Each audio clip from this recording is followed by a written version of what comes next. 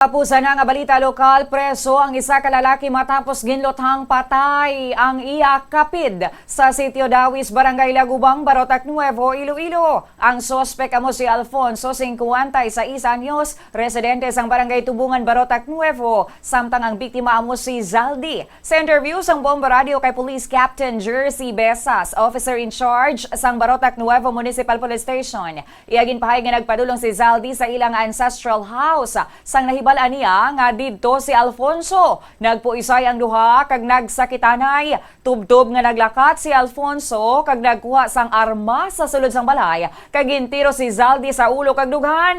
Gilayo naman nga gindala ang biktima sa ospital apang gindeklarar nga dead on arrival. Ginpahayag sa mga otoridad nga ang away sa magutod naghalin sa isyu sang poste sang wifi nga nakatindog sa duta sang ilang nga pamilya. Napasaka na sang panumbungon nga homicide ang suspect kag posible madugangan sang kaso nga illegal possession of firearms.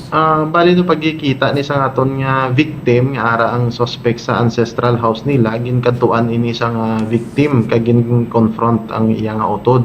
Dito kay nag-start sila nga baysay hasta nga dumugay sila, nag-grapple sila dito kag pagbuya sining suspect dumalagan sa sulod sa balay nila nagkuha ka pusil kag gintiro ining victim. Verification kung may lisensyado nga pusil ni kung naulat nato na result pati sa ballistic exams.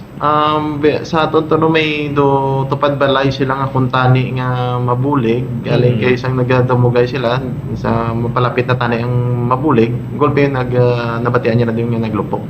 So tanan niya tao dito nagparanago man sa ilang balay. Si Police Captain Jersey Besas ang Barotac Nuevo Municipal Police Station.